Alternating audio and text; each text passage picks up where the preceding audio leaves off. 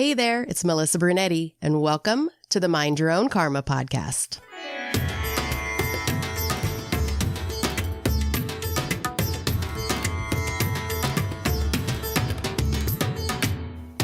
Hey there, Karma Crew. Thanks for joining me for this episode of Mind Your Own Karma Beyond the Bandage.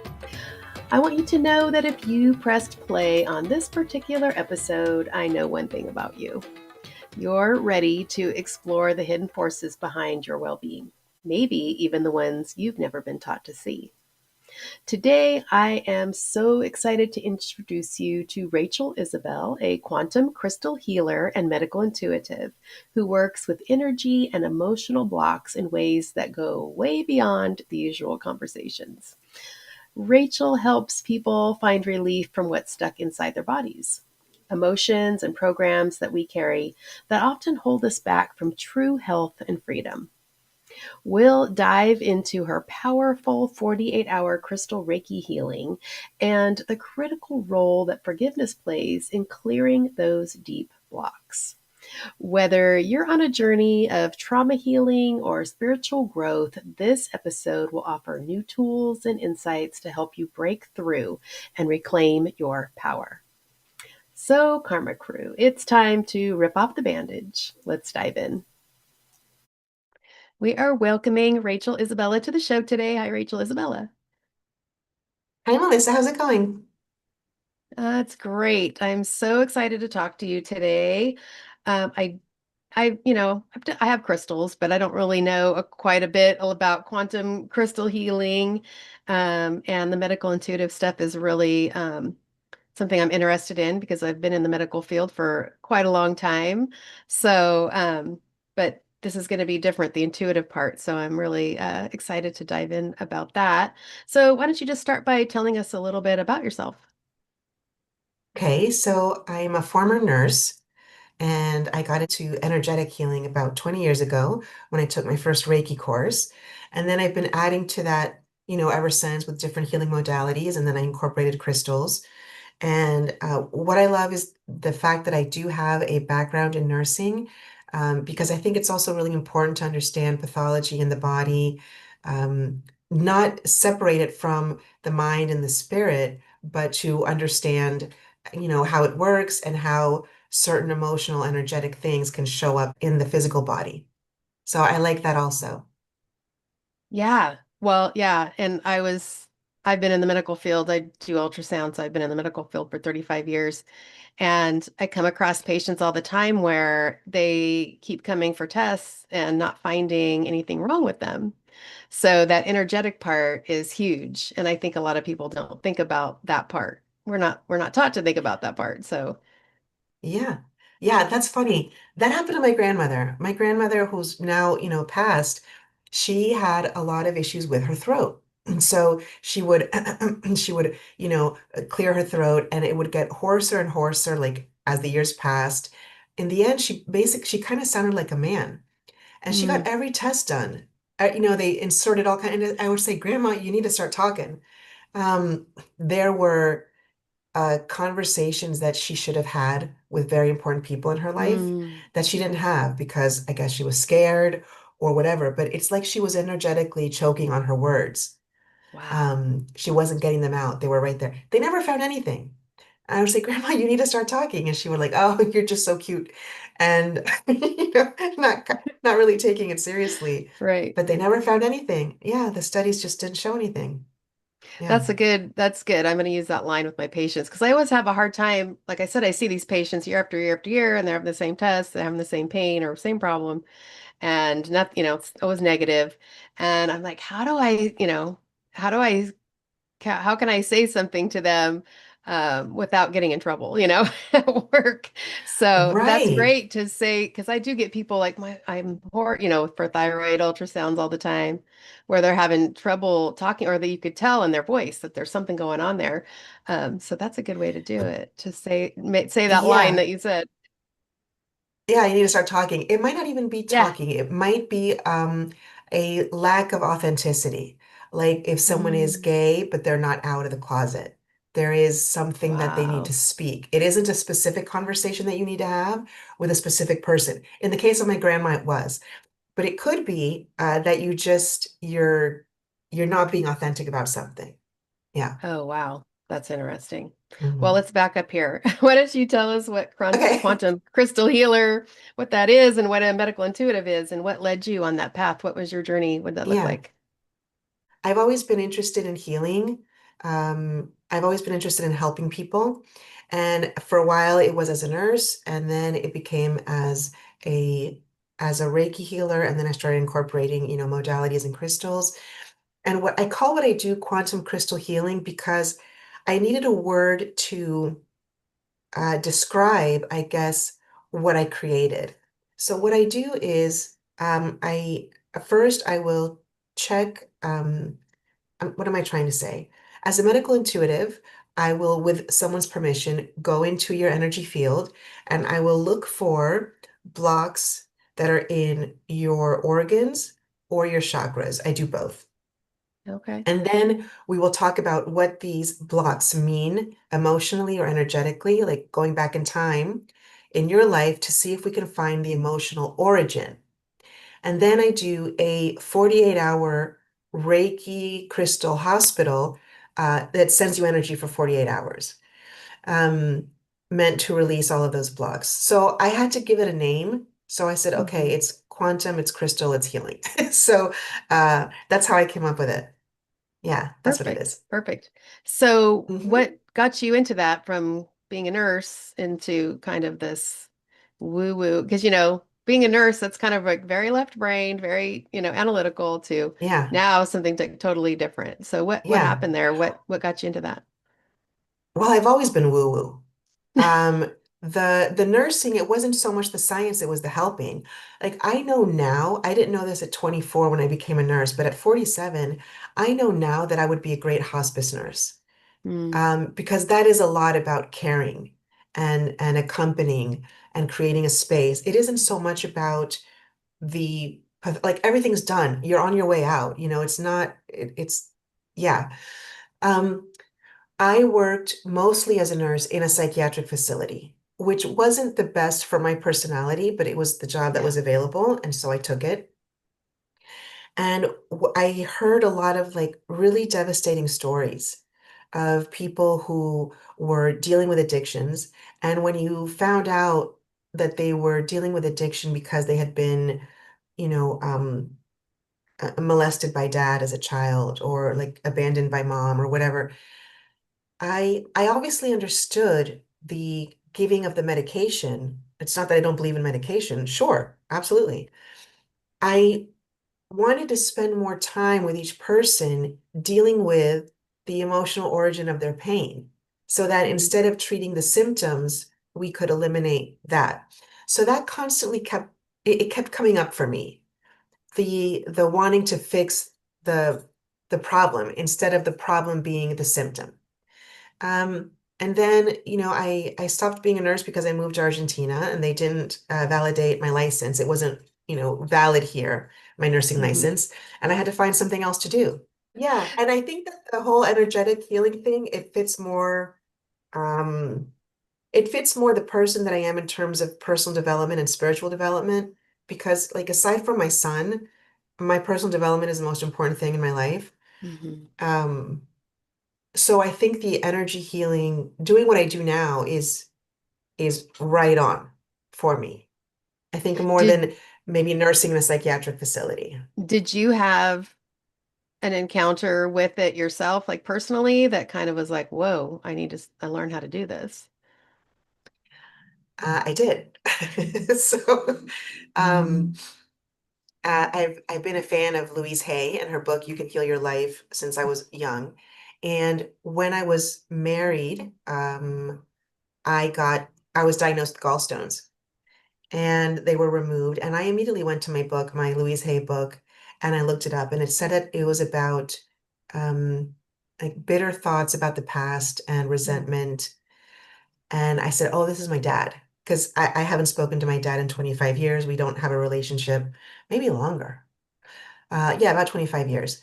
And I realized, I thought, oh my God, this is a physical manifestation of mm, my pain. I need to let this go. I need to forgive this. I knew that I also needed to leave my ex-husband. and forgive him as well. And that started a whole chain of forgiveness and self-love and leaving behind something that really didn't work for me. And it was because of my gallbladder. Wow. Yeah. That Hmm. is so cool. I wish more people would make those correlations. I mean, definitely go see a doctor and, make sure that there's, not something going on there that can be fixed that way. But people don't think that those types of things can manifest in your body as illness.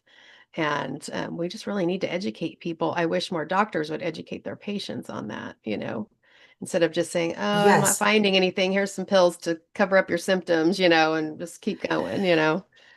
Yeah. Well, in her book, Louise Hay says something about how when people get sick, they really remove themselves from it. It's very much like the universe gave me this, and the doctor or the pill will fix it. And you are not in there. It's not about what have I been thinking? What have I been consuming? What have it's just it happened and it will be fixed and Yeah, everything is outside. And that if people realize that they create their own, physical manifestations of pain or illness or disease, and that they can fix them as well as the doctor, as well as the yeah, medication. Um, she constantly saw that, and she thought that is the disconnect.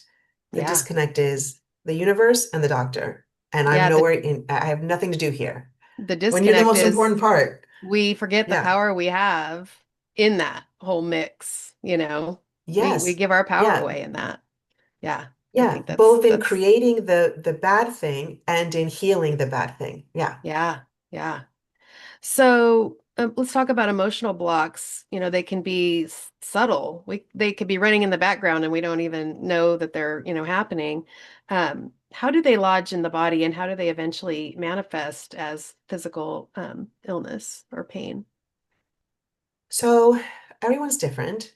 Um, I think that like the biggest ones are that you can feel drained even after you're rested.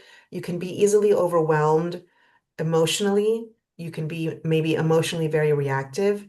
You can what's the word? Be foggy when you need to make a decision.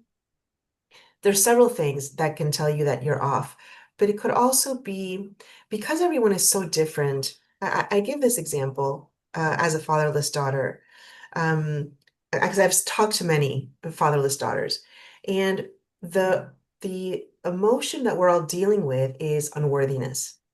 But Mm, under that umbrella of unworthiness, some of us are people pleasers, and some of us are sexually promiscuous, and some of us uh, are overeaters. And so, even though the emotional origin is the same, the pain is the same, how it manifests in each of us mhm. is different. Yeah, So, while there are three or four symptoms that I would say this is, draining, there's an emotional block here. There is also a specificity that each person has. Yeah, yeah, but interesting. the big ones are probably like feeling drained even after you're resting, feeling foggy, um, and being emotionally reactive. That yeah, those are some big ones.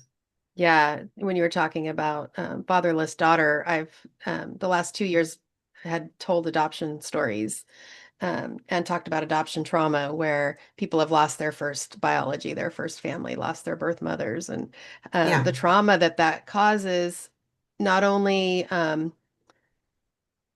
we have a lot of societal, constraints on us because we're supposed to feel grateful and, we were chosen and all that stuff, but we were still given away by our biology.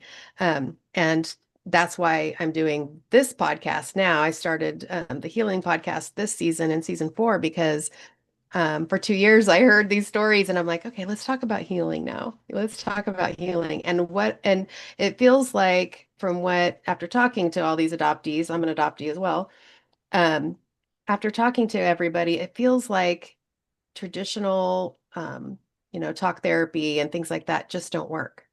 It's these type of out of the box, not so mainstream, not so talked about modalities that are really working for adoptees in their trauma in that way.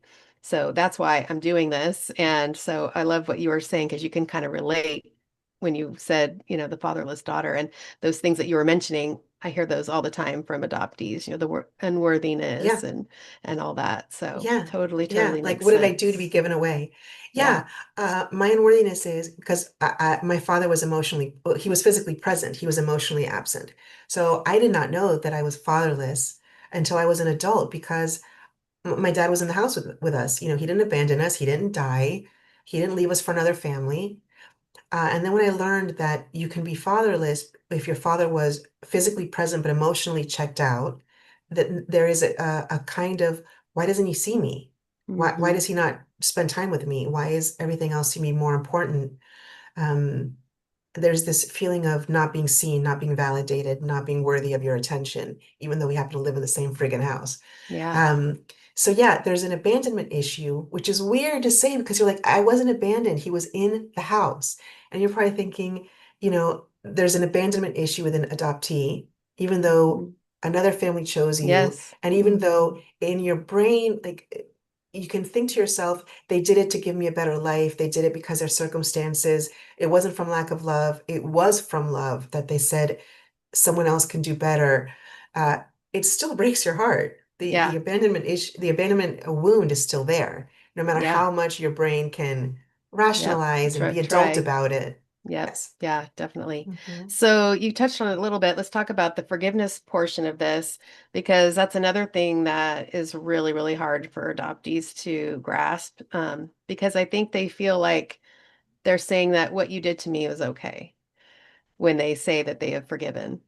So it's a struggle. So you emphasize forgiveness as a critical part of healing, and you mentioned that you needed to forgive your dad and your ex-husband. Why do you think forgiveness is so essential? And then can you kind of go into and explain how unforgiveness can get stuck in our bodies? Unforgiveness can get stuck in our bodies because it's like a toxic emotion that is not released. So forgiveness is really just some people look at acceptance and forgiveness as the same. I think they're very similar, but I think that acceptance is, okay, what happened happened. I can't do anything about it. So you are kind of relinquishing your desire that it could have been different. You're releasing that anger and that desire. And then forgiveness is the choice to stop feeling bad about what happened and to stop carrying it with you in your life. So you're not saying it's okay. You're not saying I'm going to be friends with this person. You're not, it's none of that. It's I have too much to do in life to continue thinking about my dad who left the family. I have too much to do to like if this is your one life, where do you want to put your energy, your love, your sweat, your tears? Where do you want that to go? To a person who did not deserve anything from you, or to the people who do deserve, what you have to give? And I think a lot of times people stay in unforgiveness because it serves as a really good, like, little engine. It's anger, it powers you, it makes you feel very special. It makes you feel like a victim, and victims are usually taken care of by the rest. And um, I think a lot of people would like to talk about being empowered, would like to think that they are empowered, but empowerment takes work. And part of that Mhm. work is forgiveness. And it's not fun, and it might not be easy. It's simple. It's the idea that I can't think about this anymore. I can't contribute. I can't give myself to this anymore. I need to give it to something else. Yeah, Um, and in that, you give up the victim. And a lot of people don't want to do that because it's very yeah, easy and it's that's safe true. and it's Yeah. convenient and it's a lot of things that And it's when you move into comfortable empowerment, even go. in its Mhm. uncomfortableness because that's It's all comfortable. have Yeah. you've known. Yes. That's Yeah. another thing. If I can Hmm. expand on that, I talk a lot about identity as well as forgiveness because identity, a lot of the emotional blocks that people have to do with identity, issues with identity. And if you are identifying with your sad story, then you will never heal because in healing, you will lose yourself. Hmm. So if you identify as a fatherless daughter or as a cancer survivor or as a incest, like whatever, then why would you ever heal? You are declaring that that is what you are.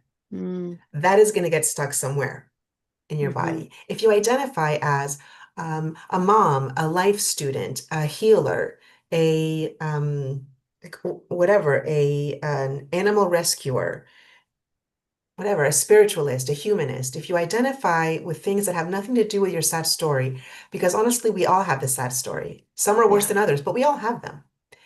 If you identify with something else, then you're free to heal Mm. because healing that will not make you lose yourself. And I think people really need to know that, especially the ones that love to be the victim. Yeah. The- you know, um, they need to know Yeah. that they're holding on to the wrong thing. Yeah. And I would say you have to be sick and tired of feeling sick and tired before you can move on. And then another part of the forgiveness piece, I think before, at least, again, kind of going back to the adoptees, before you can kind of move into the possibility of forgiveness, mourning what you wished was and can't be Yeah. because of the limitations of others. A lot of times we have such high expectations of other people and they're operating from their life experience and they're not able to give that to us. And so I think once we realize Yes. that they're not capable, it's not you, it's not personal, that's all they can give from what they've experienced. Yeah, I feel that way with my dad. It's like it could have been so great if he had been a better dad. But Yeah. he is who he is, and he's perfect for who he is in this incarnation or in this level of development. But yeah, there is a wistfulness. There is a desire of it could have been great. Yeah. Yeah. Yeah. So I know you talked about a couple of symptoms that could, or signals that could come up in your body for some of these things, but for those that aren't aware or aren't used to checking in to their bodies at all, what are some other things that could come up, symptoms or signals that can suggest an emotional block or that something's trapped? It could be just feeling disconnected from yourself. Um, yeah, you might not be able to say that's a hard one. That's a hard one to answer because if you're not aware of your body, then things can unravel pretty quickly. And by the time you realize it, like the physical manifestation is already there. So I don't know if someone who is closed off um, Yeah. to their body can feel that. I think there needs to be a sensitivity or an awareness to your body to say, this feels a little tight. My chest is feeling a little, or I just feel like I'm not myself. Or the self-awareness of I'm reacting really badly to people. I need to stop doing that. I wonder why I'm doing it.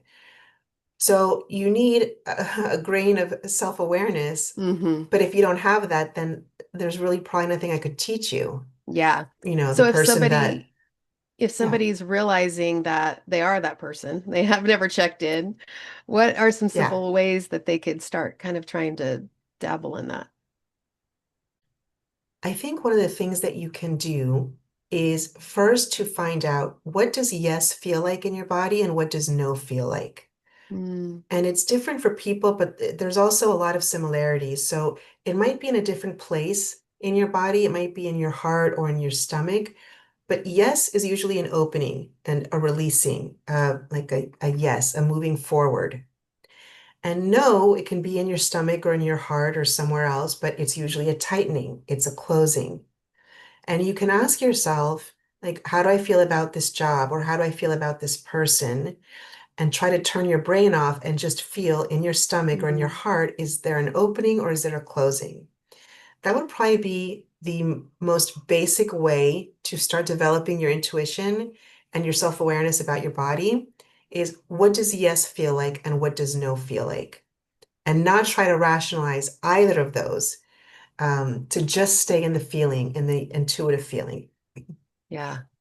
That would be the best way to start. Okay. Yeah. Yeah, Because that's a then good you one. can say, um, yeah, then you can move on to different things, to different emotions in your body and how do they show up. And you can do it with different things. Like, what do I want to do today? This or that. And one option will feel great and one option will not. Um, Yeah. but yeah, I think the very basic is yes and no. Yeah. That's good. So, a lot of people feel like energy healing, like we were talking about, can be woo woo and mysterious and scary. How do you explain the role of energy work to somebody like that? I think that I think that the people who say that energy is very woo have never spoken to a physicist because physicists will tell you that energy is everything. Hmm. And I think that if you imagine yourself walking into, let's say, um, the that like happiest, most joyful wedding you can imagine, and think about what the energy would be like there. And then imagine walking into the funeral of a child, um, and think about what the energy would be there. You would realize that energy is everything, Mm, and that the same way you could walk into a place and receive energy that is happy or devastating or sorrowful, you can shake hands with someone and immediately get like an, ugh, I don't think I want to talk to this person. All of that is yeah. energy. So in the same way that your body tells you what energy is around you, energy can be manipulated to be sent to you to heal in the same way. It isn't like scary. It's actually pretty amazing. Yeah. And for those who think that they've never felt energy, you feel it all the time. Walking into a different place, meeting a new person, the thing inside you that says, I don't really want this, but I can't explain why, but I know I don't want this. That's energy. Yeah. Yeah. That We're is just so, your body rejecting whatever's happening. yeah. We're Yeah, just so, especially now, everybody's checking out. They're checking out with their phones. They're checking out what, Netflix and other things and get their, when they start feeling bad, the first instinct is get my mind off of it. dopamine. Yeah.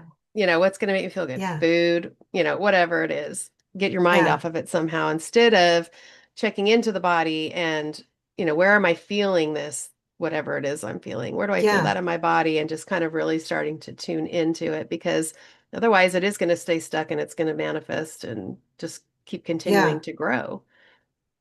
Well, what I see a lot in my generation, I don't know how old you are, I'm 47, so I'm a Gen Xer, is that we were not taught anything about our boundaries. That's something else I talk about a lot, identity, boundaries, and forgiveness. So someone comes to the house, a family friend, you're told go give them a kiss. And there is no bodily autonomy. And so Yeah. if you're like shy and you're like, oh, come on, don't be rude. He's your father's friend or whatever. And something is telling you, I don't want to be near this person. We were taught that politeness and niceness and being accommodating was more important than any kind of autonomy or Yeah. self-love. Hmm. And so we then became 30 years old, 40 years old, 50 years old, and we don't know how we feel about something. We don't know how to put up a boundary because we don't want to be mean. All of these things Yep. contribute to emotional blocks in the body, all of them.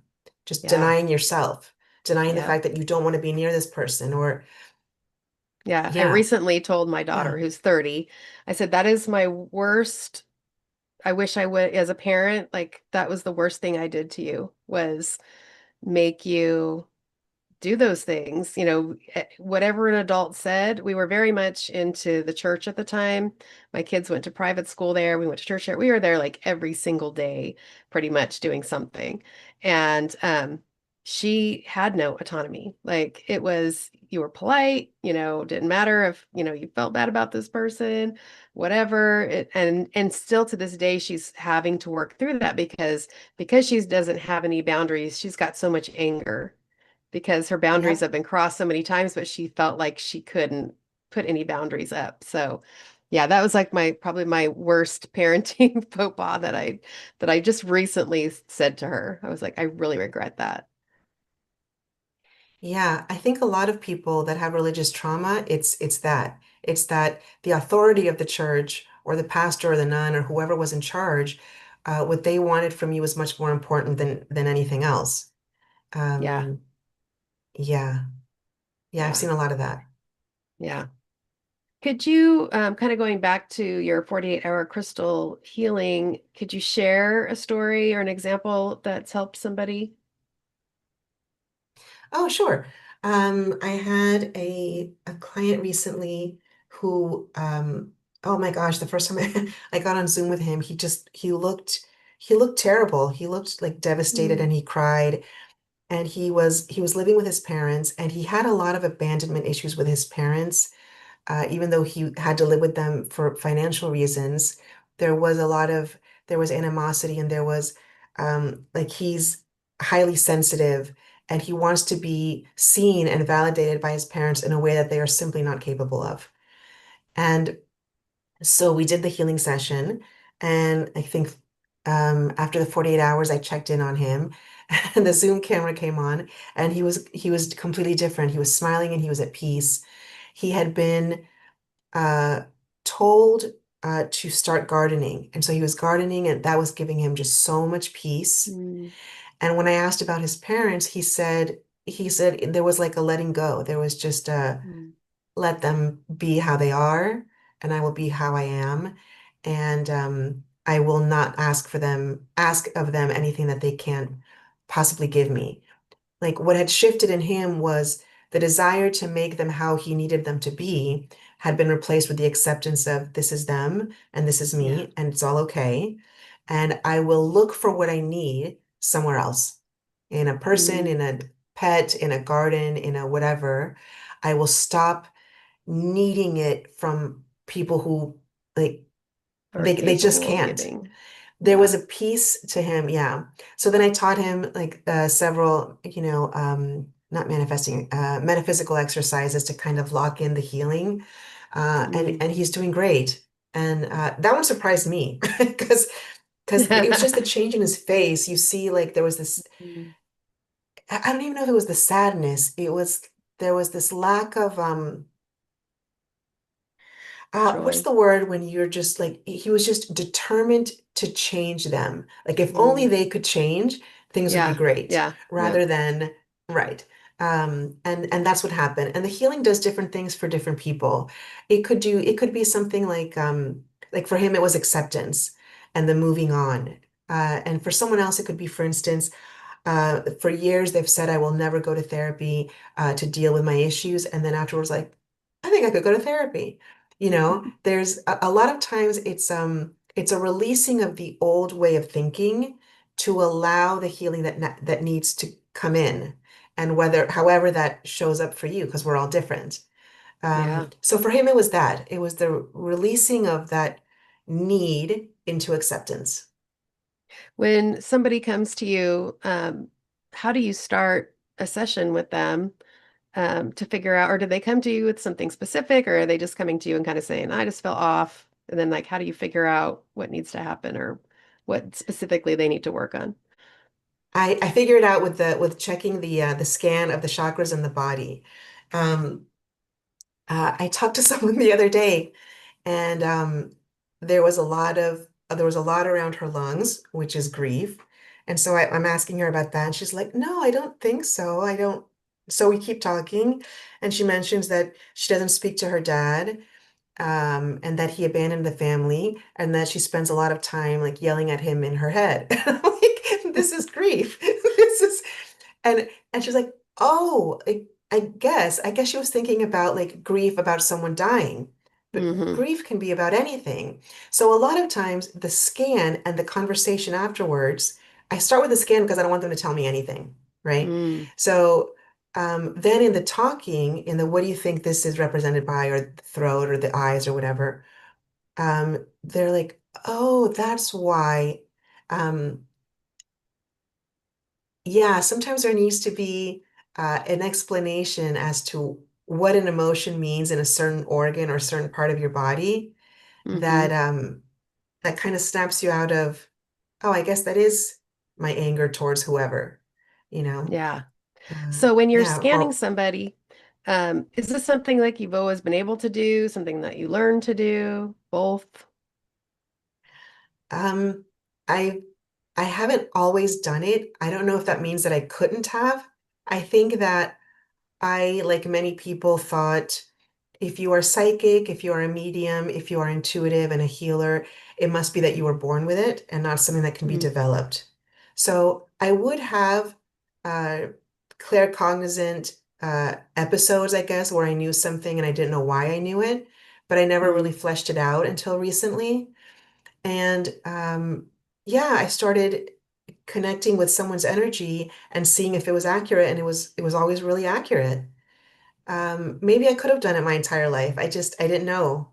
I yeah, believed I needed to be like special or yeah, to access that. But no, anyone can. Yeah. interesting. So you said you live in Argentina now for quite a while. Has that change in location influenced your healing practice? It has because it's where I've done all of my healing modalities, except for the first Reiki course that I took. And one of the courses that I took here, Reiki Marielle, which I really love, is rare. I rarely see anything like it in the United States. I don't know if they do teach it. Reiki Marielle is about Mother Mary. Um, and so Mary, Marielle, and then El meaning God in Hebrew. So like the God of the Mother God. And Hmm. it's a really fantastic energy and symbols for your hands and words that have to do with cell memory and things that need to be cleared from the past. And Okay. that is one of the ones that I've incorporated into the hospital is the Reiki Marielle, because a lot of times when people don't know where their pain comes from, it could be from the womb, it could be from another life. And so that particular one, the Reiki Marielle, helps me access that. Mm. Yeah. Wow, that's interesting. So specifically, that's what that modality's for, is to do that? Or It's is it for cell just, memory and emotional things. Like Reiki is mostly like for physical things in the body. Reiki Marielle is much more emotional and things that yeah, you can't see. It's perfect for what I do.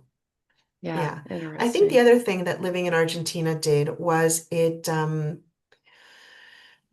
separated me a lot from my patriotism, in the sense that when you, how do I say this? I think that a lot of the identity things, issues that I see have to do with tribalism.